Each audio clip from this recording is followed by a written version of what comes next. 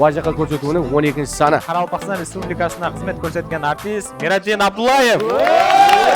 Көруден ғашық болдым саған деп, бестебе өмір қиын болды маған деп. Неге мынандай жауық жерде әшей тағып отырсың? Сен түріңді көрмей апайын деп. Дженнифер Лопеспен дуэт ете жақпан. Бұлтлы аспан, мен сені сағынаман. Короче, шыққасын бір төбелес бар оғылас, я? Я ойна емес, сөйлес тоқтап тұршы. Уже өлтіретін болдың ма? Ой, я.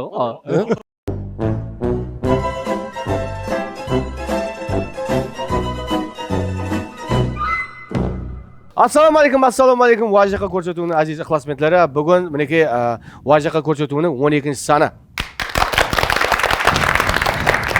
Қасайлар! Деймде 12-ші саны оқыған ба? Айтпаш, оң болсын. Незат? Шоман айларының 75 жылығы оң болсын деп Шоман айларының 75 жасқа толып атыпты мінеке. Шоманай деп не үшін қойылған? Шаменай деген қыз болған. Ей, бері кетті. Сол Шаменай Инстаграмнан көргеннен айттың ғой. Жоқ, мен бұрыннан білем оған.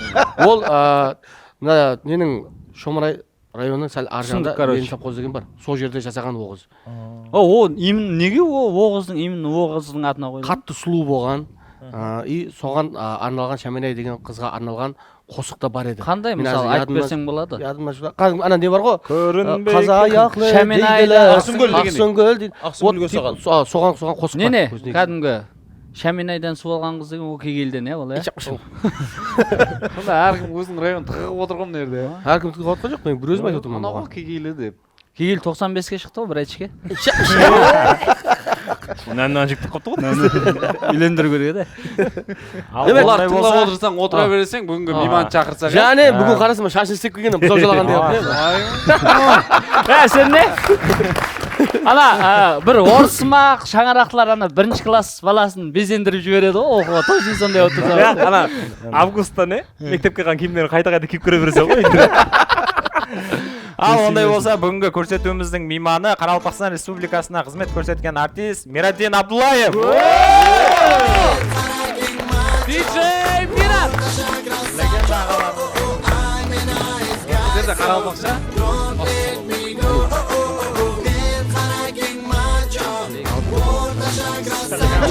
Айдет балық сен де Қарақалпақша. Көрмеді бүзерскен. Ола келе сала. Ал айтаға қайыр. Ал свадьба. Бұлар сонда орысша айтады. Той, свадьба деген? Той болсын деген ғой. Болсын демеді Болсын ол. деген бұл білмейді де орысша. Свадьба будет. Аға, бірінші сұрау. Неге мынандай жауық жерде әшей тағып отырсың? Кеше таяқ жеген шығар? Сен гибрид түріңді көрмей апайын деп. Миран ярамас, топығымнан бәс десең. Әжімен істеп жарсасам ба? Мына жерде мен көрінді.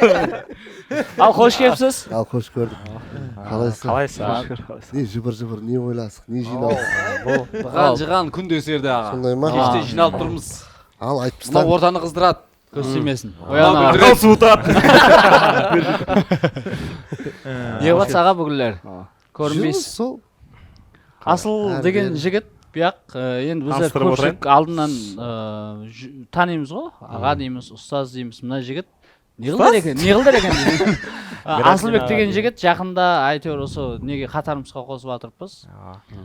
Соған бір неңіз болса, тілегіңіз болса айтып жіберсеңіз. Бұлай бір танитын шығарсың бұлай жүз түсі Ау, Қазақстанда передачаларда көріп жүрме? Соған ұқсайды. Қазақстан уже ұрлаған ба? Ұрлаған ғой. Соған ұзын маркет варианты ғой, короче. Наоборот, сен білесіз ғой, ояқ ұрлайды біз жерден. Сабур бұда ұрлап отыр ғой. Онда... Не ғой? Сабур амысындай пәмсіз ба? Онда сен ертелеу туылғансаң да, сонда, жылы туыр келмей тұр да? Негізі бар ма, Дежименен лума көшіп қойып білмейді еді, масқара қойды әзір. Действительно білмей дегенде асылға қойды да көпшіктен.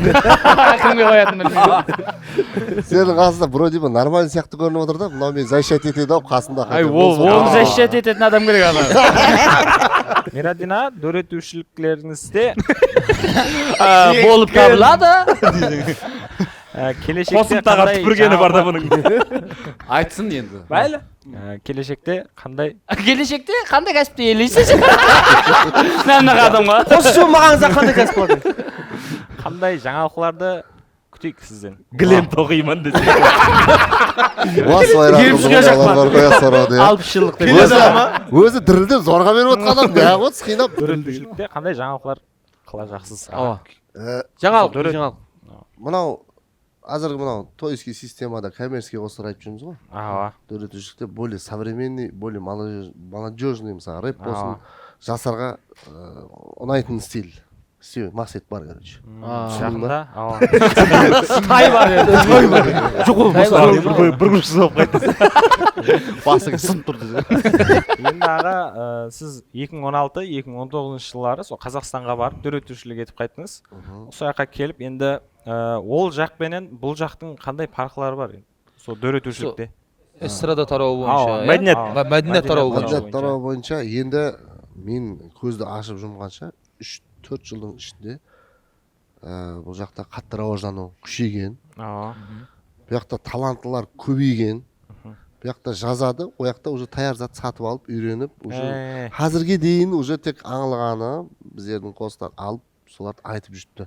Біреулерді сорамай айтып, тойларда заказ алып ақша тауып жүргендер де бар. Мысалы көріп атпан, сорап айтып, сатып алып, не қылып атқандар да бар.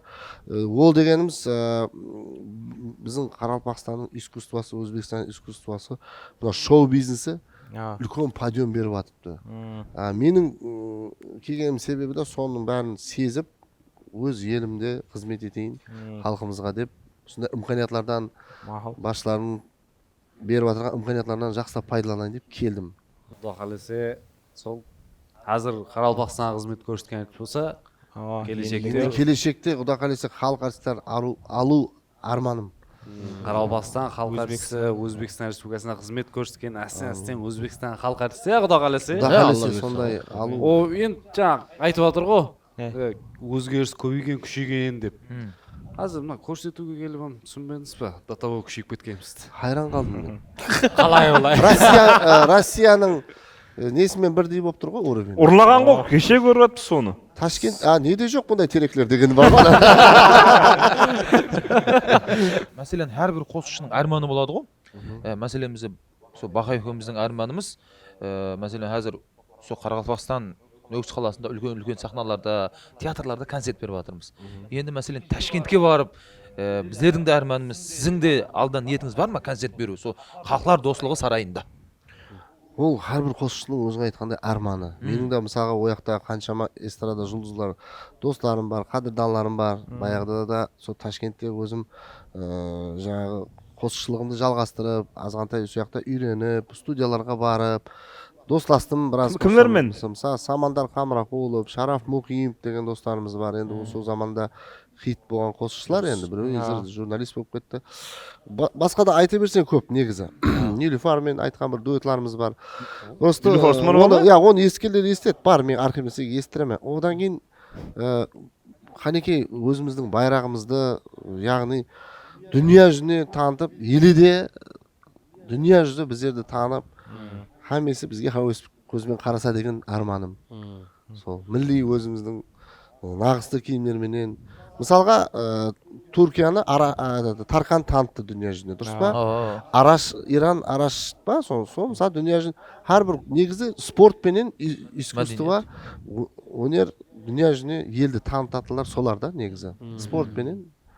Там болмаса футболға бараман. Зор, онда жақсы. Әмеміз ат салысып әрекет етсек, әлбетте. Онда дружбаға шыққыңыз кезде ертең біздер қымызға шығамыз, сол уақытта шығып қойыңызшы қаптаудан. Арманыңыз кітте орылайық па деген мен ғой. Шығайық. Мен дружбаға шығып көрген емеспен, бірақ Қазақстанның үлкен сахналарында жаңағы ой жақтың дружбаларына шыққанбыз, бірақ Ташкенттің үлкен сахнасына шығып көрген. Соң айтады ғой, ертең біздер қонақтарымыз директор қыбызда ертең финалда ойнаймыз, Алла берсе. Сол кезде шығып берсеңіз болады. Құда қаласа, жақсы ғой, мұрат етсеңіз барамыз, Құда қаласа. Бірінші Дилияның несіне барып алайық деп. Болды онда. Әлішерден сұрап айттыңыз ба кәдімгі ана қосықта? негізі Алишер азаннан кешке дейін сұраңыз ба әлішерден сұрамаңыз ба соны айтсам болады ма деп сұрап айттыңыз Алишер шапалағын беріп алып қойдың деп қояды өзім шығардым отсат солай ма ол шапалақ қояды десең содан кейін шығарып жібердіңіз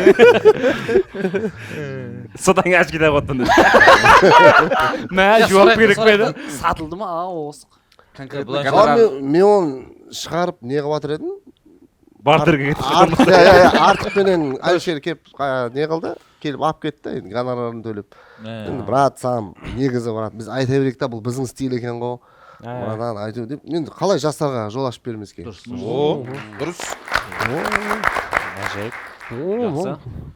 келешекте қандай жорауларың бар сен келешекте мәніске тойып миға беретін сұрауларың миға беретін сұрауға менде бір сұрау бар Дон Жуан емеспін деген қосыңыздағы Дон Жуан деген қосықта клипте четкий ғой клип деген бұрынғы клип па клиптегі қайсы қазіргі қатылар неғып жатыр сол уақыттағы қыздар қазіргі күндегі қатылар жақында ақылығының тойын атқардым деп елі өзгермеген елі басып жүр десең ортаға шығып мынадан жіберді ғой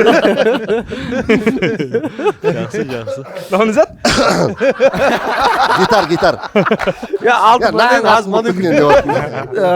қыс келатыр ғой котел шығар гитар қарбабағам келеді бірақ аға сіздің қосықларыңыз басқа жақларда да айтып жатыр оларға қандай қылып қарайсыз қалай айтпаңыз сіз өзіңіз рұқсатыңызбен айта ма я болмаса мен рұқсатыммен айтады өздерінің тілдеріне аударып мысалы Татарстан көріп жатсың көп жерлер сатылып жатыр ояқларға да гонорары бар ішінде тек ақша емес ол жерде қадірданшылық бар бірақ главный ақша гәп ақшада емес ақшаның қаншалығында деген қара миранаға той клип қосық сату қылқым қалмады короче шыққасын бір төбелес бар ғой құлас және подкастларыңызды естіп қалдық енді сол біздердің уақытларда социал тармақлар болған кезде менен олигарх адам болмайтын еді действительно интернет ютуб ана просмотрда ақша түседі монетизация деген бар ол кезде мен уже қосық айтпайтын едім себебі сол уақытта болғанда себебі уже анадан түсетін гонорар мен біразға жететін еді да енді ол уақытларда мысалы одноклассники бар еді жоқ еді агент бар еді агент зорға шықты одноклассниктер бар қазір одноклассник дегенде мен кәдімгі классың адамдарын айтып одноклассник бар еді мысалы одногруппник еді бар еді одногруппник деген бар еді однокурсник деген бар ғой диск сатып алған бар бірақ орталай дискілерін сатып алып жүрдік қой біздер машинаның дискісін бе сен бірақ кастан кезінде туылмадыңсың сол ғой кішкентай балалар ғой олар біздер туылдық та мен вообще қосық айтқанда сен тыныш отырсың сен горшокта отыр мен о қақтан біле сал мен может горшокта отырмын мүмкін горшок алуға ақшасы болмады горшоктың ақшасы мен кәмелленген шығар не өйтіп үстінен горшоктың ақшасы сіздің дискін алған шығармыз сәлем алейкум сондай фанатларыңызға о не гәпіңіз мен қой мирадина енді сізді көпшілік диджей миран деп енді айтады сол кім айтады қайсы көрсет маған сол тараумен шұғылданасыз ба негізі қазірлері мен шаш тараумен шұғылданамын мен баяғыда диджей болғанмын да клубларда дискотека империал бар еді білетіндер біледі оны сол поколениядағылар содан кейін басында диджей мирабелло деп кетті біреу диджей мирадин болып мирош диджей мирош ақыры диджей миранға тақалды ғой мирабелло ана бір сказка бар еді ғой изабелла ұқсайды екен изабелла ұқсайды мирабелло шашыңды таста шелки шашыңды таста ондай болса біздердің көрсетуімізде дәстепкі рубрика яғни факт келген мейман өз хақында 3 факт айту керек оның біреуі жалған болу керек жалғанды жігітлер тауады бірінші факт Дженнифер Лопеспен дуэт ете жақпан факт емес қой ол факт айтылған болады да айттым негізі енді шығады да енді доғыр бар шығар может доғырласқан шығар екінші факт мен бір қосығымды Жеңісхан деген жігітке жазып беремін Қазақстанда кешір жаным деген соны Тимати мен Snoop Dogg айтып шықты I wanna get you groove on деген ештеңке жақсы деген ата баба сөзі бар I wanna get you groove on сөйтіп шықты үшінші факт мен Лондонда оқыдым Илон Маск мен группам баласы. ойнап айтам. Үш фактыңа маға бір дендіріс факт емес ау. Келіп жатқан жоқ. Жақында көректің факт емес ау. Сондай ғой енді. Енді өздеріңіз шай Өгеде болады бір күні мынандай факт. Бұны яқшы болды, короче, сондай. Сіз факт дегенде паңғы деп түсініп жатқан жоқсыз ба? Ондай емес. Панк факт. Панк. Панк and fact болады. О, жаңа фактілерді асыл қосам 5-6 бала қайта қоймасам біздер енді қайтып. Асыл жағы ана Лондонда оқыдым. Асылға бәрібір де Америкада оқисың ба, Англияда оқисың ба, сен отыра бер деген да. Шоң өтірік қой мынаң деймін да, біреу ана жаңағы амани факын деген сол рас шығар деймін. Қандай? Амани факын деген рас шығар. Енді ол рас шығар да екіншісі. Мынандай да иә, амани факын кетің бар дегендей. Кеше тура отырсақ мынандай болды дегендей бір затларды айтыңыз аға. Болды, яқшы. Бір күні Лондонда кеше тура Енді, маған Снуп Дог келіп, ауына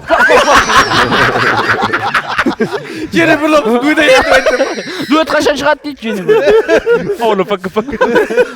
Эминем ұят болды. Эминем? Эминем не қатысы бар деймін да. Айта берсе де андырсын. Фактың айтылды ғой, дұрыс емес пе? Үш факт басқа бір нормально денсаулығын айтайын ба? Ана үшеуі өтірік анық қой. Мен человек паук-пан дедім. Сол расып шықса я. Ең ақырында ана затларын кейіп ана 4-ші этаждан түсіп жақпай анасын кетті. Ой. Содан қыран күлкі. Содан қарсықыш жетеді. Сондай бір кәдімгі. Сондай. Білмей тұрма, есіме айттым ғой бағана, бір зат есіме түседі. Сөз жіберексіз бір атқым деп. Бір ядым өгіз айтарман балалар. Әйнем қатты айтмау деп же? Дәуірлеріңіз, бұрынғы дәуірлерден айта берім, қалегейін. Бір болған уақия. Факт айтың. Экстренинің алдына, өтіріп кетіп қалды. Мұна Азербайжанстың үлкен қиылысына. Азербайжанстың үлкен қиылысы дейді.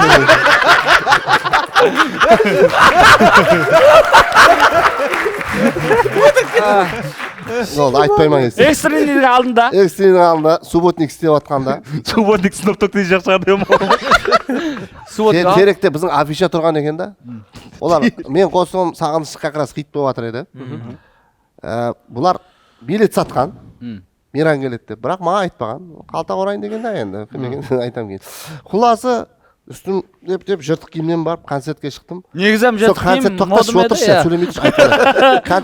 Концертті шығып болғаннан кейін мен кеткенде халық менімен кетіп қалды ғой.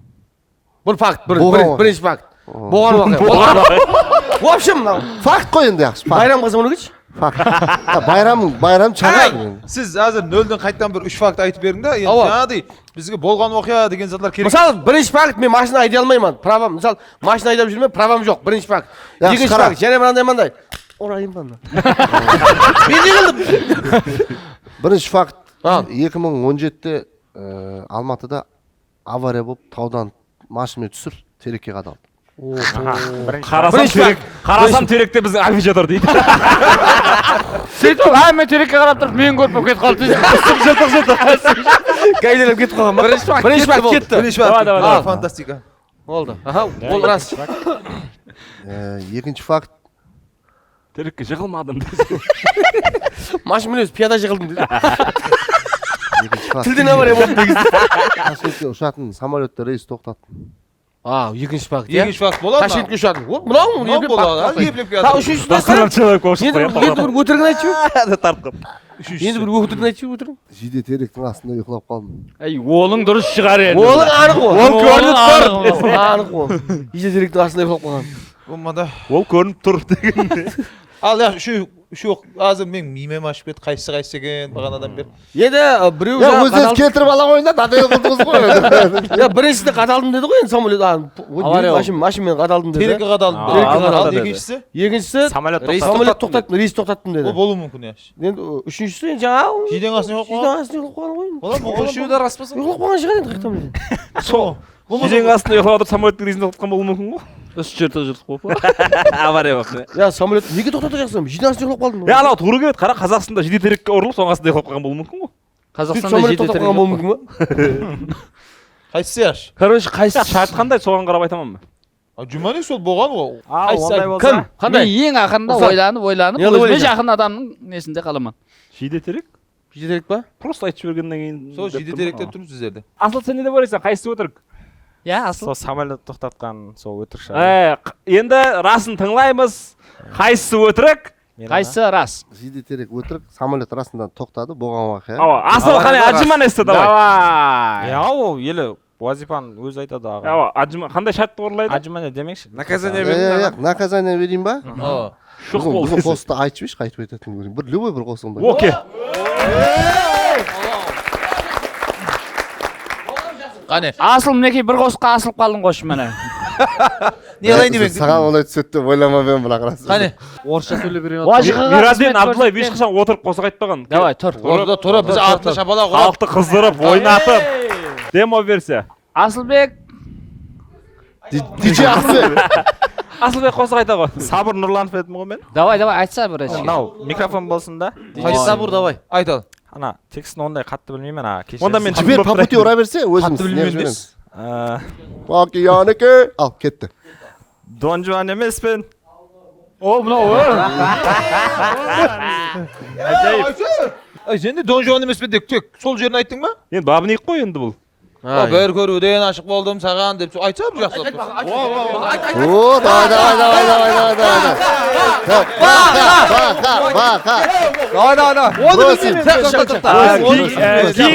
Кейінгі қосымсы мінекей Асылдың шәкірті. Асылға хауес етіп өскен қосықшы. Я, мен о Мирана. Асылға не болсын дейді? Хауес етіп. Бұл аспан деген жақсы да. Айтсасын. Сені сағынамын. Бүгін мен қоса айтам. Бүгінгі уажиға көрсетуімізде ажайып қосықшы талантлы жігіт. Менің шәкіртім Бахадыр Жапаров.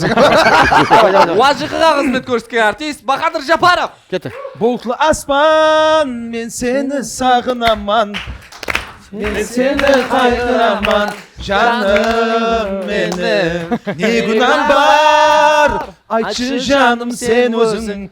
Өкпелер сені жүзің, елім менің. Миранда жақсы айтты. Молодец, я білет екен. Молодец. Я соғыстар есімізде де біздердің. Ана қосығыңыздан бар еді, бас газды, бас моторымызды, жолға сен қара, маған қарама, шеп қол, оң тар, өлді сен ұста.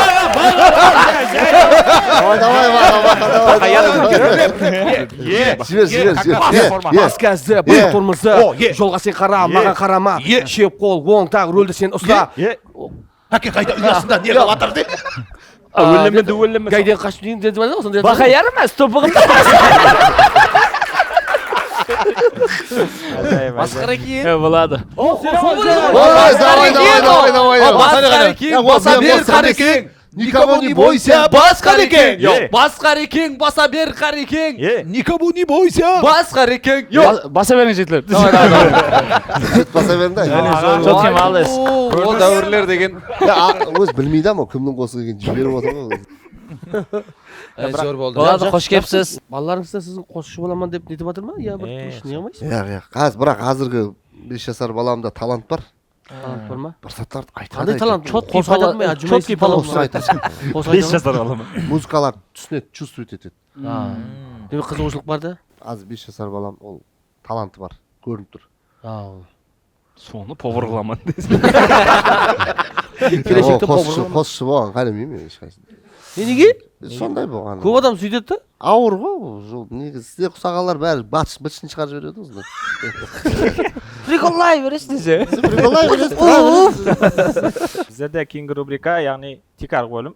Уақия, яғни келген мейман уақия айту керек. Хам белгілі бір жерде тоқтайды, қалғанын жігітлер табады. Қоңыратта концерт болып жатыр еді. Неше жылдар? Мүмкін емес қайнап жатыр еді. 2000 айтамын. 2006-да. 2006-да. Бізде колледж бітірген уақытлар ғой. Сол уақытта свет өшіп қалды. Сол кезде Biz kolejden bu işte deyip. Қап-қараңғыда тоқтап қалды. Кеште болған ғой. Мынау сақла ғой міне. Мынау сақла ғой. Айтып жатырмын, свет өшіп қалды. Көп бет. Бірақ та қап-қараңғы болып деп бара жатырмын. Свет жанып қалды, бүйтіп қарадым. Адам былай мұш келді ғой. Мұш келді, ар жағы. Ізін тауып. Мұш келді, иә? андай тиіп қарасам муж келді содан микрофон қылып айтып кеттім десе. Аяқ ондай қыла алмайды ғой айтып. Мұштан дауыс шықпайды ғой айтып. Орныңа мархамат қылма. Ана ол сахна кәдімгі сахна ма? Сахна кәдімгі. Қоңыратты сахна ғой. Енді соны не қылшы ісін Біреу мына жақта отырып қолын деп отырғанбыз. Свет өшіп. Нормально. Сахнада мұш неғып жүр деймін. Қосық айтып жатқанда свет өшіп қалды.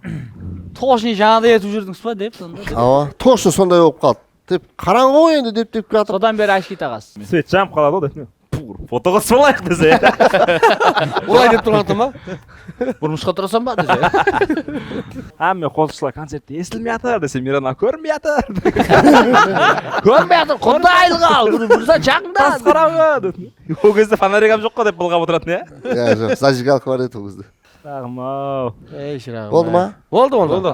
Біз оны таба алмадық. Ол біреу келіп ұрған жоқ. Просто ана біздің жерде ағам бар еді, продюсер. Сол ұрды. Сол мені деп қорғайман деп дейіп жүр. Мұны мұш тиіп кетті да маған. Қараңғыда мен деп алып кететін деп келді да. Содан деп жатырып әйтеуір банка тиді да плотно. Деп ұстап, свет жағып қалды, сөйтіп деп қарап қалдық, бәрі құшақласып. Орақым орды ғой, бір тебейін ба? Жөжбеген мынау аян шығарақ па секірсем. Енді жаңа бұрын концертлер дегенде дым қатты районларда күтетін еді, иә? Күтеді. Сол дәрежеде действительно жаңағыдай болатын еді. Қырғын адам алға мейран келатыр десе бар ма? В общем, мен... Енді әзіргі жас қосшыларға оны айтсам фантастика. Сол балалар, мысалы, жүретін, сөйлесетін қызы, ойбай Миранның концертіне апар деген, содан қызғанып істейтін болғанда. Нөкіс деп келіп жүрді небір балалар. Действительно, ондай болды. Асыл сілерге арасынан өтірік, озатлар болды. Кегелде қарисіздік байрамында, общий площадьта кеп қозғайтып тұрған уақытта деп тұрған адамдар болды. Мұнау кәдім еркеклеріне. Апа екен мынау. Қазіргі бұл әмесі сол интернеттің себебінен қазір күнделікті мысалы интернет тармағынан пайдаланады қосықшылар, олар шоу бизнестегілер. Адамлар мысалы подписанный болады. Күнде көріп тұрады. Мысалы, о уақытлар көрмейтін еді дұрыс емес пе? Көрмегеннен көргісі келеді да қызық. Концертке любой ценой қанша бағасын қайтып қойсаң да бәрібір толатын еді. Қазір енді концерт берсеңіз, мысалы, кешегі амфитеатрдағы концертті пұллы қылғанда сондай болуы мүмкін бе еді? Сондай болып адам спрос болды ғой. Пұллы сонша адам айтты, билетті давай мен сатып алайын. Мен 500 билет алайын дегелер болды. О, болатын еді. Мен просто ешкім істемеген зат, бір жағынан мамашкінің анамның несі да ол. Идея, сені қолап кетқан қаншама ықыласмендің бар.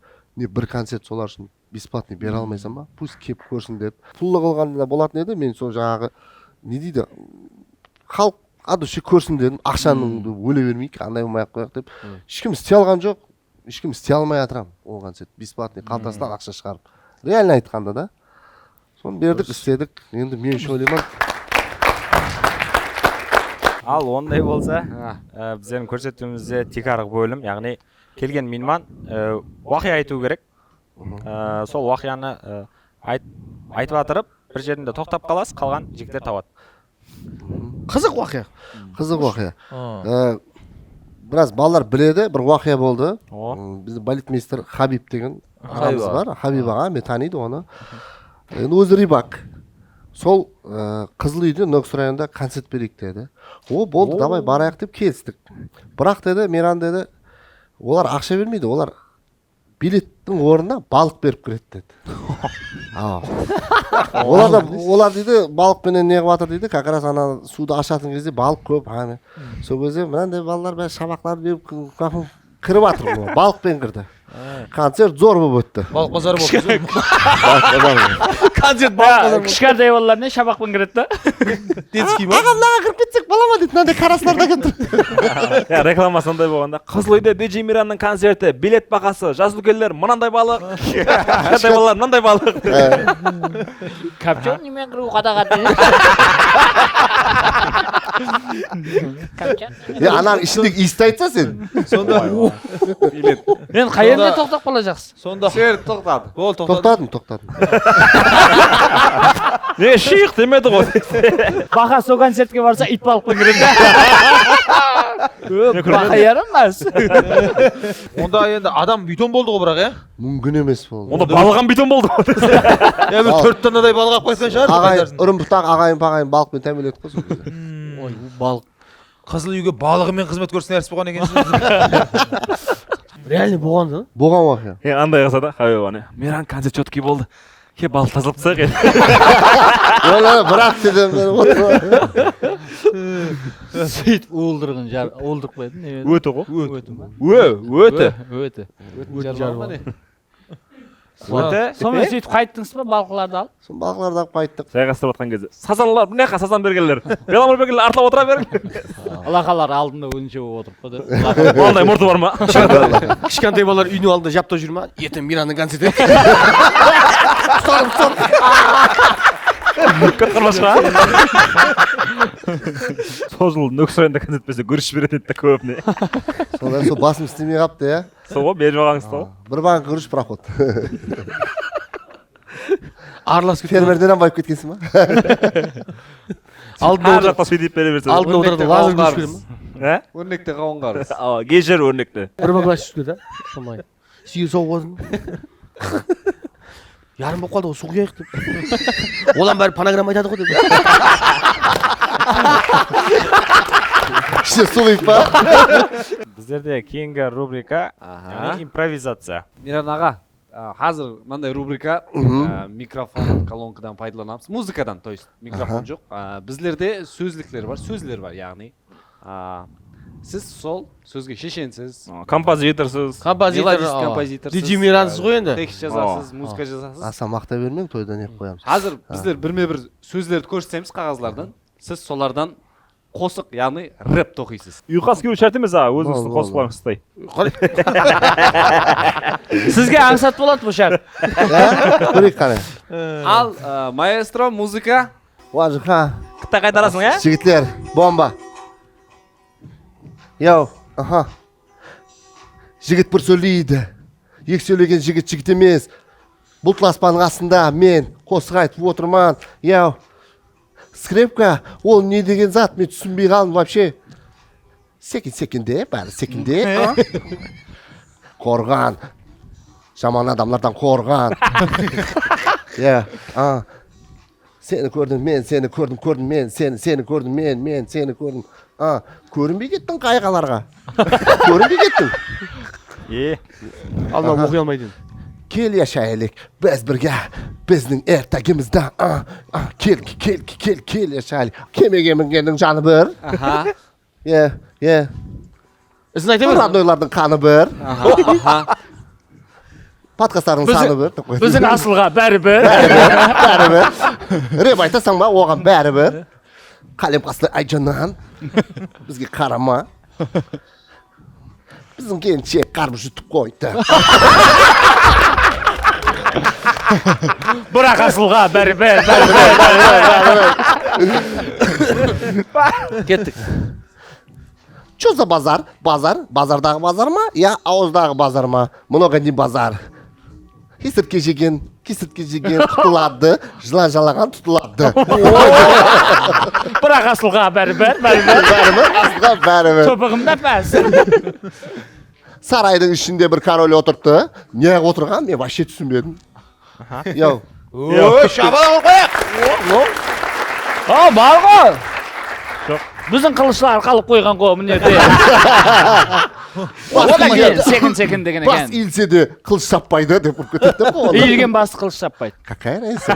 Большая разница. Широкая разница. Шабал қойды. Болмайды. Ажайып. Малалес, шыда бір мәнсіз қосық болды. Ажайып болды. Сездік жаңа. Енді соны қосық қылып жіберсек болады. Рэпке енді может не қылмай жүрген шығар, қосық қылбам жүрек болады. Қандай? Бастан бастайық. Қылышыңнан басла. Ең бастан Медляк қой. Қыш санатасың ғой ата. Ане, сондай бұл. Давай фонариклер жағамыз. Архан! Сені сағынамын. Тылаш, айтайық енді. Чоза базар. таза сөздер. Arxan tartqan jigitler Saraydın içine üngüller Bazarga bardım makaron aluğa Bultlu aspanda kusugay tuğa Kalemim sız almaydı Sensiz kesirt gelir jasalmaydı Korgan bolgan Kayta korgan ta vermiş Körünbey kettin kaylarga Jigit degen ajayip jigit Kılışı var kolunda. Kemenin üstünde süyüklü yarım menin Garbı şüttürüş Gel yaşaylık biz birge Bizim yerdagimizde Arkam menen. Arkanda aytıp kettim Kettin ba, men oturman. Seni gördüm Suyup kaldım Бағанағы қарбызын ау. Астындағысын көрсетші О, бұтқы бағанағы, бұған мен еще оқыдым. Қарайсың Болады, епіледі жігітлер Bana kesirtkeni koş verse. Tanış kesirtkeden. Acayip. Жақсы. Acayip. Осындай музыкальный зат бере берем керек екенсіз. Қоса айтуыңыз керек екен сізде. Тойларға шықпа былай. Шатынар ма, тамадарға бір той тауып берсін Kimlerden öğreну керек те Алчербай не yazып тұрады.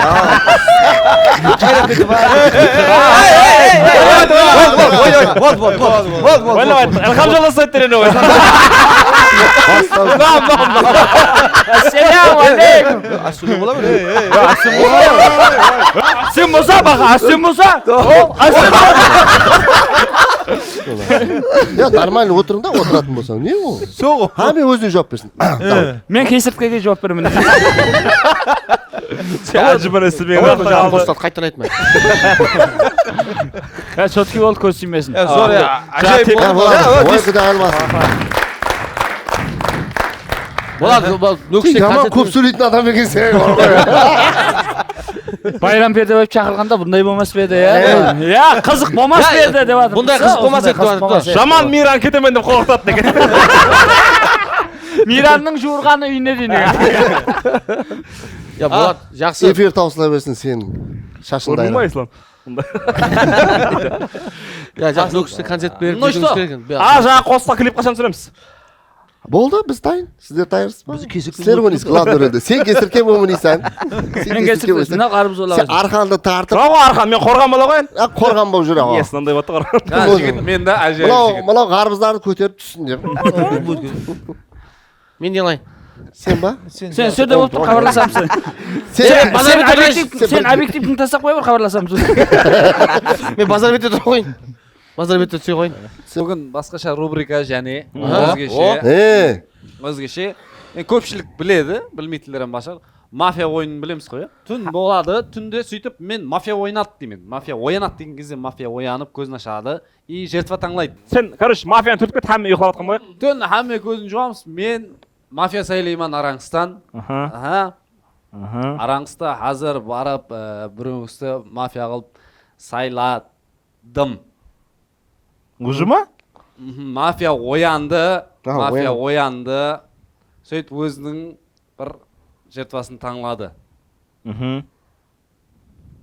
Һәммеге түн деген зытлар қашан? Әзір ма? Уже түн кетіп, мафия таңлап жатыр уже. Жат демала берейік пе? аладық қой. Һәммеге түн бе? Со. Кім о? Һәммеге түн бе? Ма? Қашан оянамыз? Бастан бастаймыз, яқ өзім айтамын, бастан. Давай. Түн. Мен уже мафияны таңладым. Һәмме түн ұйықлаймыз. Мен өз ярын таңладым десең. Һәммеге түн.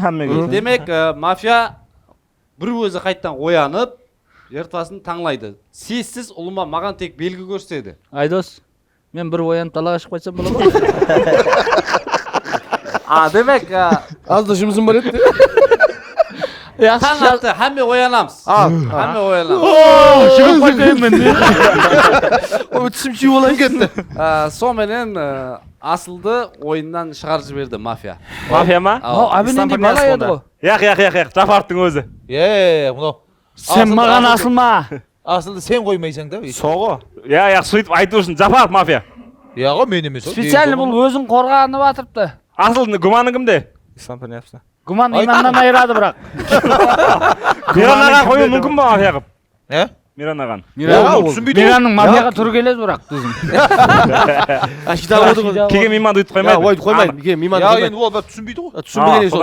Өзіміз Онда сізді онда мафия. Дең сома Жапар қорғау мен. Давай, Жапаровқа дауыс береміз болды. Миран ал. Дауыс береміз Жапаровқа. Миран аға десе сен жорамға ғой. Миран. Есім чайғады ғой. Сонша мафия хүрметі бар. Ислам деймін. Ислам. Мен мафияман ба? Ислам. Мен мафияман ба? Дауыс беру Берме керек. Мен мафияман. Руслан кімге? Жапаров мафия. Қонақтан бастайық. Кім мафия деп ойлайсыз? Дауыс бересіз. Кімге? Баха. Дома? Құтылмұрат. Мен ба? Сен Менде нең бар сен? Мүмкін. Құтылмұрат Бақадырда бір дауыс, Руслан кеттік. Жапаров. Жапаровта да бір дауыс, Ислам Пірниязов. Мен дауыс. Өзімден. Қайсысы мафия деп Кім мафия деп ойлайсың? Мен Даникке дауыс беремін. Себебі оның дауысы жоқ. Себебі оның дауысы жоқ, дауыс бермейді. Кім мафия деп ойлайсыз? Мен-ақ бола қойын, Русланға мафиялық тапсырдым мен. Және бірі бермей. Үш адамда бір дауыстан Құтылмұрат сіз дауыс бересіз. Жапаров. Жапаровта 2 дауыс. Сен не себебі не? Даусың мінерлерді айланды да деп не? Менде сұлуқ бар ғой. Просто пәм жоқ та. Мінерлердің арасында тек менде сұлық бар деу керек. Демек, Жапаров сіз дауыс бересіз бе? Жапаров бермедім ғой. Жапаров дауыс береді. Бағада. Екі болып тұрайық ал. Неге маған бересің? Мен саған не қылдым ал құрдан құрд? Сен мен Жапаровқа бер. Мен емес мафия, Ислам деймін мафия. Исламға ешкім берген жоқ та. Мен мафияман. Мүмкін, болуы мүмкін. Тездетейік. Давай, тездетейік. О, мафияны жаңағы сен Давай, нандай қыламыз. Сен түртіп кеткен адам мафия ма? Сен мафия өзің мафия екенін біле ма я? Оны Исат айта алмаймын ол туралы информация. Демек, қазір 2 Бақадырда 2 дауыстан бар. Олар дауыс бере алмайды. Үшеуміз дауыс береміз. Үшеуміз. Тоқта. Мен басылаушыман. Құрметті басылаушылар. 3 адам дауыс бере алады. Екеуіне тек біреуіне дауыс береміз. Бірінші сен дауыс бер. Екеуінің біреуіне. Жапаров. Жапаровта бір дауыс. Қайсысы? Құтылмұрат. Құтылмұратта бір дауыс. Сен. Асылбек. Екеуінің біреуіне тек. Екеуміздің біреуімізге. Екеуінің біреуі Асылбек дейді. Давай. Мафия мısın? Мафия mısın ayt? Şık мафия mısın? Ey мафия şık!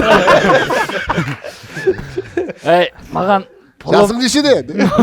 Polat әлемдерден асан мафия жоқ маған дейді. Ей мына сықылы келіспеген мынау.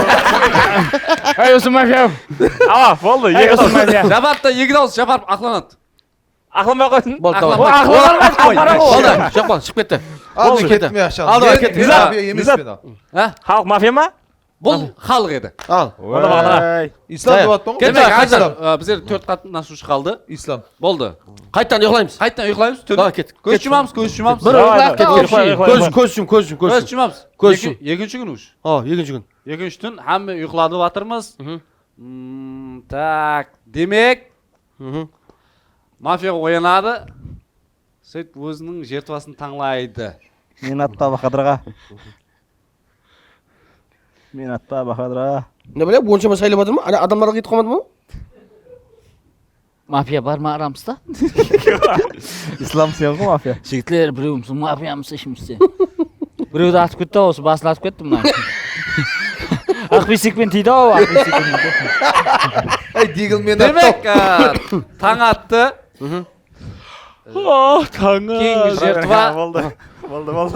Ислам Пірниязовтың қасында. Кім екен ей ол? Мен ба? Руслан шығып кетті, Руслан атып кетті. Атып кетті ме? Шыдамады атылды деп. Кім екен ей? Мафия. Гуманыңды айтып кет. Сахнада мынау. Деп тежеген шығарда бір деп. Ей, жақ. Папу де атып жүрген қысайды да мен. Тура атып жүрген қысайды да. Демек, 3 қатынасушы қалды міне. Мирадин аға, Ислам Пірниязов, Бақадыр Құтылмұратов аға. Кім о қазір? Үшеуіңіз. Мынау бар ма асыл? Жоқ. Жоқ кетті. Айтып отырмын, үшеуіңіз. Басы атылғаларды Бір айтып кетті өттім ғой жаңа. Басы атылғаларды кетті Не ма? Ислам онда. Қазір мафия ұтса, мафияны таба алмай қалса таусылып қала ма сонда? Болды. Таусылып қалды. Ойбай. Мына мафия мен гуманмын да. мына ойын не қылып отырсыз өзі? Арас түсініп отқан ғой. Ей, гипін шығып отыр. Сен мен деп отқан екенсің ғой. Я арас ұйқыла деймін ау. Тұр деймін ау. Кім деп ойлайсыз мафия? Біздің бала шағадай болдық сіздер. Екеуінің арасынан. Қайсысы мафия деп ойлайсыз? Құтылмұратов. Мен ба? Ей! Ей! Мафия. Маған қарамақ қой. Мен Мапикош. Бақадыр Құтылмұрат деп ойлайсыз, иә? Мен Бақадыр. Мен еркелетіп айттым Мапикош деп. Макентай. Макентай. Құрметлі, кім деп ойлайсыз? Құрметлі. Кім бар вариантларда? Бақадыр Миранаға сен үшеуіңсің. Мират Абдулаев. Ой, енді оны. Қармен ойласып көру керек қой. Қай бір тізе бөгіп тұрып ойласатын жерім мынау. Ай, осы Шайға шақырайық па сен? мен бе. Ойласып. Мынау. Мират Мынау. екеуің біреуі. Мынау. Я болмаса сен мафия болуың мүмкін. Мен өзім деңізші. Мен өзімді айтсам бола ма? Өзің де алмайсың. Енді өзің мафияға айтып қойып да. Мен өзім Міне Мирана мафия. Мен гуманым болса болды. Мүмкін сондай маневр болуы Ұшайын мүмкін. деп тұрмаған ғой мен, е. Алжаспыз, мынау. Мынаға дауыс мен дауыс беремін, болды. Сіз халықсыз ғой, сіз халық па сіз? Ұтылады. Як Бақа саған да. Миран. Менде нең бар? Бүгіннен бастап мен сені мафия деп сайлаймын. Мен орнына ораса, мен Миран сайладым. Сіз сайлай жүр дейсің бір нәз. Мен не істеуім керек? Мафия болсаң. Тұра берің, бір-бірімен істеп Әлі шығарып сен дауыс. Бақадыр Құтылмұраттан алып өзіне бір жібергіске болады. Да? Ислам. Мен ам сөйтсем бола ма? Ава. Онда сенің мафия бола ғой. Болса жақын Айттым ғой ағам. Ай, дым боғын кеп тұрған болса деген. Не зат? Демек онда менде ғой я, менде ма? Сен менде ма? Сені менде. Мен мафия емеспін ал. Ой. Мафия мынау өзі де болмаса. Кім о мафия ұтып кетті онда? Мафия кім? Тұнба енді? Ал екі қатынасушы қалды. Кім деп ойлайсыз дегенде? Мафия кім? Ислам Пірниясов қой. Мен кім түрттім? Мафия қылып бояттым ғой. Жөрнебек болып тұр да. Қарашы, костюм шалбарына қараса. Специально. Мафия сот арасында. Кімді тұртты яқшы екеуіңіздің біріңіз? Кім тұртты мафия деп? Сен тұртты ма? Мен не деп тұртты? Түрткізбей ме өлі? Мен адамға зияным жоқ, адамға өзім. Мен біреуіңізге жаман қап айттым ба? Тыныш отырған бүркітті. Мафия келіп бүркітті. Демек, Кім мафия бұл? Мирадин Абдулаев мафия еді. Ол ұтты және. Молодец, жақсы өнеді. Қалай ол? Молодец. Білмей қалымыз айт. Көрдіңіз бе? Бұны Кім хабарымыз соғыпты? актерский мастерство дейді. Білдірмей отырыпты мафия Я екенін. көзін жауып отырыпты да ол әшкеге. Сіздерді алдап отыр ғой еще. Алдайды. Слабый мафия екен. В общем, молодец, жақсы өткен мафия. Сіздердің интуицияңыз жоқ па сонда? Не ол? Енді білмей қалдық қой. Жоқ екен. Келген мейман мафия қоймайтын шығар деп қой, енді қаяқтан білейік. біледі біз оны. Енді ойынның смыслы сол ғой. Жақсы өткен саған. Жақсы өткен. Мынау бір көрсету қылып ашатын не екен? Отдельно. Ойын не, ава. Бар Бұндай ондай. көрсету бар ма? Режимс бар ғой. Соған. Рахмет. Онда кейінгі рубрикаға өтейік. Кейінсі өтеміз. Кейінсі не бар? Менде бір сұрақ бар. Негатившілерге не қыл дейсіз? Негатившілерге ма? Қауын жеме дейді ғой. Қауын жеме, ішің ауырады. 92 мың сөйлеспе, сүйіп қаласың. Дым байланыс жоқ па? Қауынға жолама, күйіп қаласың. Исламға жолама, сүйіп қаласың. Негатив адамды өсіреді, мақтау адамды өшіреді дейді. Молодец аға, зор айтыпсыз деп. Авторы Кім о? Бақа деп қойды дейді. Онда маған негатив көп қой ажықның комменттерінде. Ол енді рас десең. Соларды бір жеткізесіз бе онда? Рахмет, онда бүгінгі көрсетуде Миран аға рахмет айтамыз. Миран аға енді сізге бәрі күнімен әзілесіп отырмыз ғой. Не болды? Сол рас дейді ғой. Кім әзілесе алмай расын айта алады айтса? Демек онда Миран ағаға деген комплимент айтамыз ба, айтпайсам ба? Айтамын бірақ кейін деп айтамын да гәпін тақпай. Солай ма? Гәпін тақпай Мен аласың ба? айтайын. Мен мафия ойлап отырмын. Ислам баслайды. Ислам айтсын. Комплимент. Шашат көп дейсің. Былай айтқанда көпшік қояды да. Не қылдаймыз? Ол жаңағы нексе екі легенда анау мынау деген затлардың еш емес. Тірі афсана былайынша айтқанда. Себебі қарпақша қосықларға өзінің бір жөнелісімен, таза жөнелісімен кіріп келген адам. Ол әмме затты бірінші істеген адам бәрібір сол мәңгілік болып қала береді. Күнімен әзілескерлерім үшін раз болас аға. Не қылдаймыз? Мен постоянно өзім ғайбана ұстазым деп айта беремін. Не қылдаймыз? Бір сол кішкентайымыздан мен өзім 92-ші жылман ғой.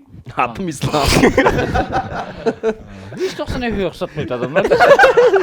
Басқасы да. 93 дейді көбісі. 98 ба деп, я жоқ деп. Сөйтіп, бақшадан деп шығады да. Мира дейді. Аға, бақытлы, жаслық, қуанышлы жаслық үшін сізге рахмет. Біздердің сол әйні жігіт уақытымызда, колледж дәуірлерінде, сол дәрежеде бір жоғары, бір... В общем, біздер сізді басқа жақтың адамы деп ойлайтын ек, рас. Қарбақстанның адамы емес, басқа жақтылардың қосығы шығар деп ойлайтын ек. Қандай дамбалар қайыртса кейінге. Жылы деп. Директор астырып ма? Не үшін ғарлардың шалыш дамбал кейді? Шашын колодцқа жуып. Янында таудан бұл бір машинменен деп құлап. Терек асы ейіп тұрғанлар. Терек асы ейіп тұрады. Бұл қаяқтың адамы деп. Шашы күтма. Бұл кім әй? Концерттерде барғанда балқы концерттер. Адамдар тастап тұрады. Необычный адам деп. Енді кесірткені қосыққа адам ғой енді. Сондай аға, сізге әммесі үшін рахмет. Құда қаласа әрдайым осындай сіз жақсы көретін ықыласмендеріңіз көп болсын. Хауазыңыз салмасын. Әрдайым осы еліміздің мәдениет тарауын көтеруде өзіңіздің үлгілі үлесіңізді қосып жүре берің. Әрдайым бақытымызға аман болың аға, сіз мен үшін әпсанасыз. Рахмет. Байрама айттым жаңалар.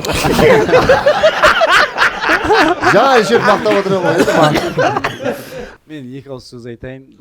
Аман бол десе. Қатты айтқыш дейді ғой, үшеуін айтсаң. Аман бол. Екі ауыз сөз дедім ғой. Еп қалдым су деген. Күзім тұрған Мирайдың аға, андай адам қойсаң қалдым қойса бол. Мақтап астын. Қойып тұрсаң, аз етсін да кітте Қытай бір шөп етсін да. Айдос онда, Айдос бір Қой болды. Ай, сәлем. Сараңё. Айдос. Сен мен өлдіге шығарып намаз қылып жатсың ба? Түсінбей қалдым.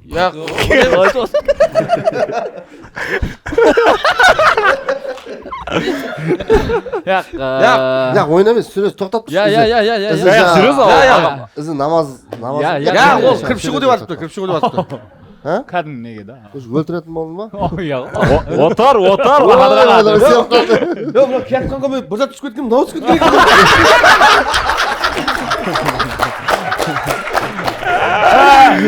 Енді сені машын спасап атсаң енді. Тригонға атып жетіп шығар. Не зат түсіп кетті дейді. Мен мафияма ғой, пистолетім бар еді ғой артында. Сөйлерін қиып қоясаң ғой, ой, масқара атады ал, ой, хай, исламды ұрajak болған екен. Білмейді ғой, қорқып қайтта отырып қалған.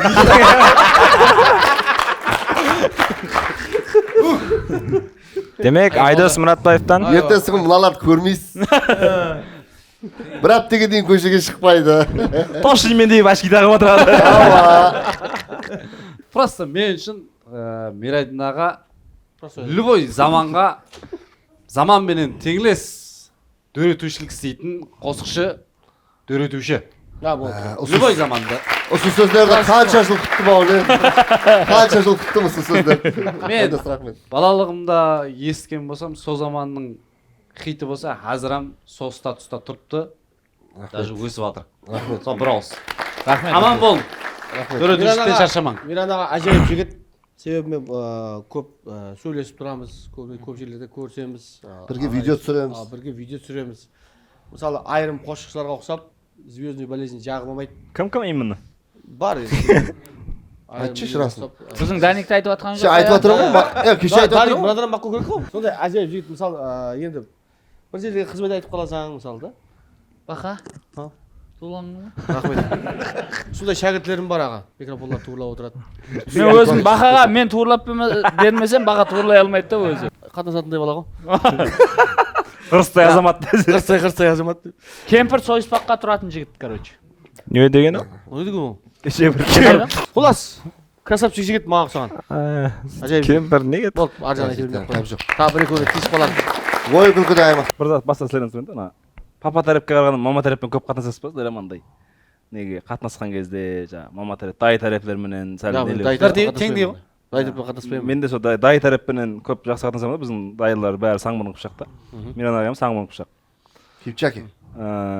короче әулетте дай тарапте не той болса Бақтияр Жұматаев пен Дежи Мирам обязательно барады да. Пұлға ма, бесплатно ма, соны? Пұлға шығар, білмеймін ғой, кішкентаймыз ғой біз ол кезде. Сол кезде әмеге балыққа баратын уақытлары шығар деп ғой. Фотоға түс деп. Сізбен түскен 6 суретіміз бар екен. Көрсетемен, бәрінде менің түрім бірдей, бірақ Миран аға сол кезде енді бір 4-5 жылдың іші енді ананың ішінде. Бір түрлі болған. Әмесінде әр түрлі киімде, әр түрлі стильде, біреуінде ана Шашын мандай бюджетлері бар еді ғой, мандай жетті уақыт. Бандамкалар бар еді аға. Үстінен кепкі киетін. Құлас сізбен түскен 6 суретіміз бар. Сіз мен үшін сол кезде артист деген, қосықшы деген артист деген сөзде бірінші көз алдыма сіз келетін екенсіз. Қазірге дейін сондай. Бақтияр Жұматаев келмейтін бе еді? Тап, Ол тойға келетін еді ғой. Төрледі я Руслан, Ислам. Төрледі ғой. Не, қара. Руслан соған қосымша қылайын да, сен 6 суретің болса, сен себебі нөкісте тұрасың ғой. Мен Кегелде тұрамын. Мен сол арман болып кетті, сол вақытлары бар ма? Қазір. Иә? Сол вақытлар арман еді. Суретке түсу. Ке давай, Миран ағам бір Мен сөз аз әдден оны түсемем. Кейін ала нөкіске келгеннен кейін әйтеуір суретлеріміз бар. Бірақ бағана айттым ғой концертлерді. Жаңағыдай еді, адам қырғын сол вақытлары. Балықпен баратын уақытлар. Қармаққа бардық бір күн. Сол вақытлар сен жаңа балалықта арманларың орындалғанда біздер сол вақытта түсе алмадық та сол вақытларға. Ал суретке түспей Мен қазір бірге эфирде отырсам мен. Сол, бірге подкаст. Қуаныштысы. Жумайсың. Ындық кетті. Не деген қуаныштысы сіз дейді. Мен көрсетуде отырсам деп. Сен онда неге мен бір ретте кидат еттің? Тамады қылып мынаны жалдасам, келмей қалып, орнына бір сөйле бір тамады. Не кидат еттің? Ол болғаны ол. Әмме біледі ол. Айдан қалмайды ешкім. Жақсы көреді екенсің ал. Жаңағы неге тоқтай пұлға баратын бе еді жаңағы тойларға? Аға сіз не? Мен ол уақытта тамады тойға шықпайтын едім аға. Сен тамады едің. Сіз маған заставить еттіңіз. Сен келесең атқарасаң дедіңіз ғой маған. Не хақыңыз бар дейді. Атқарасаң демен, жақсы дедік. Жақсы дедің, келемен дедің. Келмей қалды. Келе алмаймын дедің. Екеуіңіз бір төбелесіп аласыз ба? Нама? Қазір. Ladies and gentlemen, let's hear all ladies and gentlemen, it's only Sunday on 50-55 in the world today, trade now. Қайбана деп қойды. Қайбана шәкірт. Аға, енді ол уақытта енді айтып жатырмын ғой, мен ол Миран айтқан той ол мен үшін не той емес еді. Соның үшін уақытта мен басқа бір айтқанда барат демді. Мен рас хақиқатын айтайын ба? Қазір мына эфирде айтайын, сіз маған сол үшін қапа болып жүрген болсаңыз, молодец десең. Значит, мен мошенник бармаймын. Қолына қазір маған любой той айтың. Администраторға шығың. Пұлын берің, барамын десең. Аға, қалеңа уақытта құда қаласа сол балаңсыған тойын өзім басқарып беремін амалық болса. Ол бізде басқарамыз жоқ. Құдай қаласа амалық болса. Сен өзіңді басқара алмайсың той туы. Але. Сәлем алейкум. Құласы, мен тауысып берейін. Миран аға, мен үшін Нексайка легенда емес, мен үшін Кобальт легенда десең. Мен үшін сіз легендасыз. Сол легенда болып. Бәрі жақсы көремін. Рахмет. Енді бәрі Миран дегенде ең бірінші нәубетте балалық жасыл еске түседі өзінде. Енді дұрыс народный тыңдаймыз, бірақ көп күн болды бір көрмедім. Көп күн болды бір көрмедім. Күнде кеште телевизордан беретін еді, соны черный билет телевизор тап сол құттықтаудан кейін беретін еді, соны біздер күтіп отыратын едік. О, рас айтайын ба, мектептің колледждің уақытында көп күн болды бір көрмедім қосық бар, сағынышты бір кассетаға полный вальс қылдық оны. Сол қосып кете береді айланды не? Бір отырсақтың бәрі сонымен кетті. Бір отырсақ. Сөйтіп үйреніп кеттік те. Бір вальс дейді ғой. Бір вальс дейді. Миран аға бір қосыңда ғой вальс дейді. О, әмме жақсы көреді. Анау таусылмайды ғой бір кастан не? Дағазан ойнайтын. Сондай адамды приколлап отырғансыз қара. Ей, вообще. Рахмет, жігіттер. Күнім айтқан пікірлер әммесі дұрыс. Тілеклер? Пікірлер. Тілек қой бір жағынан. Сен тынбей ғой. Енді Асыл кім тынбей ғой? Мен айтacağım, Мирана ең бірінші нәубетте адамгершілік жағынан сол жағыңызға мен өзім беш кетемін. Рахмет. Себебі енді біздер той тарауында болғаннан кейін тойларға қазір көп Бұл қосшылар той тарауы. барады ғой. Көп қосшылар. Жаңағы мен үшін қара милletке барған деп барады. Сол тойға мен шақырған деп. Миранаға келеді. Біздердің бірінші сұрап алады да, қандай программаңыз бар сіздің? Шарит деген программа бар дейді. Мен қашан айтсам болады тойда деп өз нөбетін сұрайды да біздерден.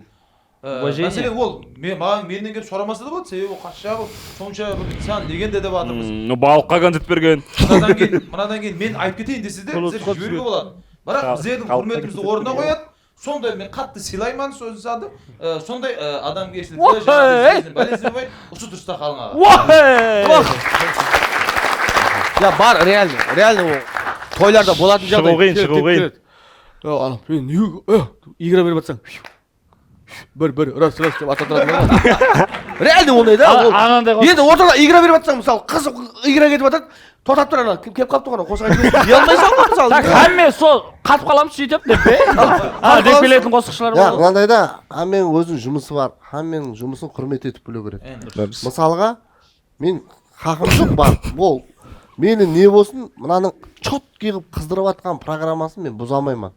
Сол үшін мен бірінші сұрап аламын. Азыр саған мен қосық айтып кетсем, саған нагрузка болмай ма? Сен программаң бұзылып кетпей ма? Соны расчетла деп айтамын. Мені де қыздырып жатқанда біреу белінен түйсе жақпайды ғой кім келсе де. Сол үшін мен өзім орнымды қойып көремін да орнына. Бір қоясың. Қосықтың беліне тептің деп не Көз алдыға келтір, ноталар кетіп жатыр. дейді жер қосқа. Ала бір бар еді, қосық айтып жатыр. Деп қалады. Көзім түсіп тұрған. Бәрі сол қосықта. Хасыл сен не жасың? Хасыл. Маған Мирадина бүгін енді көрісіп жатырмыз ғой. Ертең көріспейік. Бұл адам қапталда жақсы адам екен десе. Жаңағыдай принципиальный инсан екен деп. Оны қайға қарап білдің? Уақыты бойынша келеді екен да, айтылған уақыты бойынша. Сол ерте. 11-де тұқымыздар. Негізі маған 10 деді, мен 10 қара шотладым, кім аңыздан біледі ғой. 10 қара шотладым, тез патыр бәрін жинастырып әрекет еттім енді. Со. Негізі менде бір әдет бар. Менде бір әдет бар.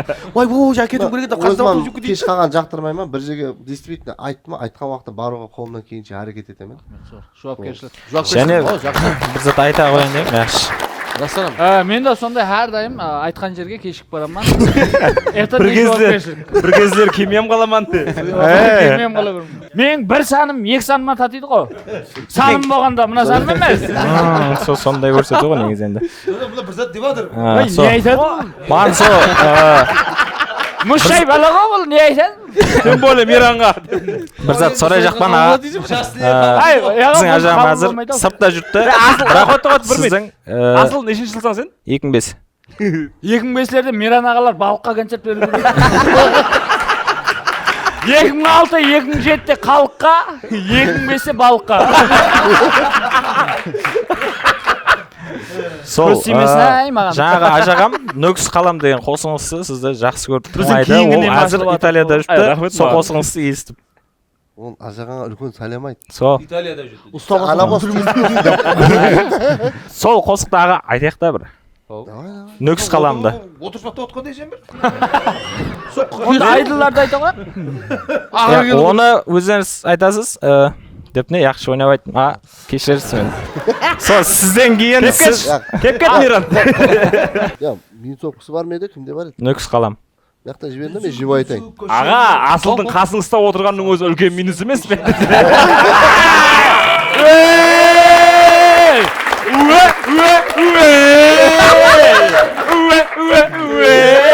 Состав бар ма? Футболға балет ететін бала ұқсайды. Со. Давай, әме айтам.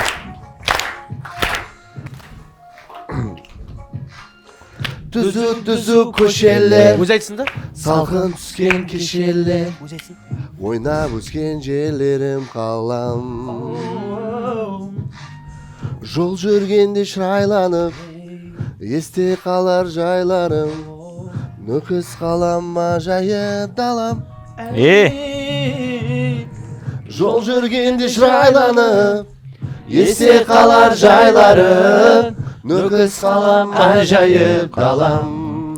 Оу, алыс жолдарда жүрген жерде ойлап қадірін біліп, ойнап өскен жерлерім, көшелерім сағынып. Сұлу дала шақырады артқа, алыстарда жүріп жүрегім тартқан. Жеткізбейтін сұлу қалам менің нөкіс қалам. Жеткізбейтін сұлу далам менің нөкіс қалам. Әжайып. Рахмет а. Сол баяғы.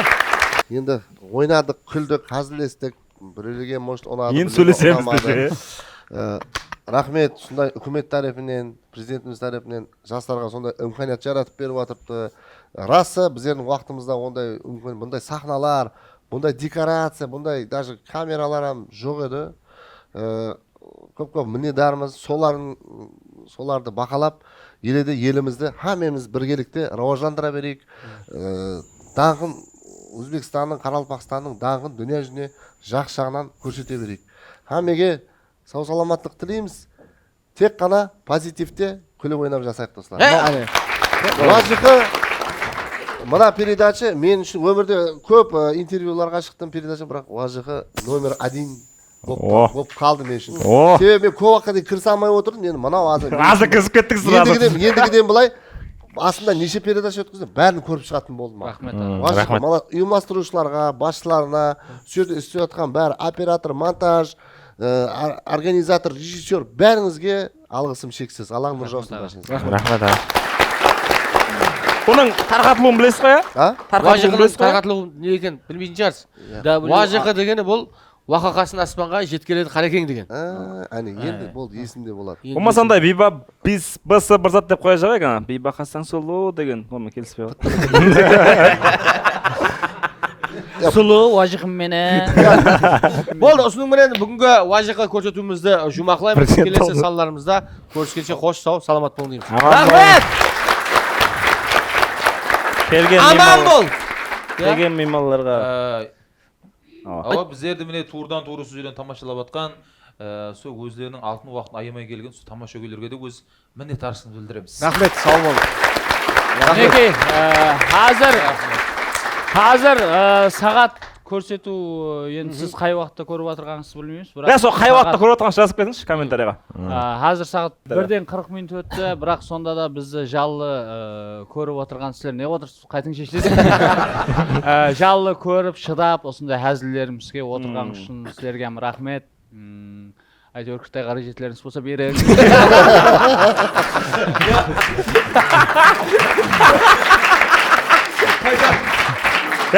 Алдыңғыдан көп адамдар, я?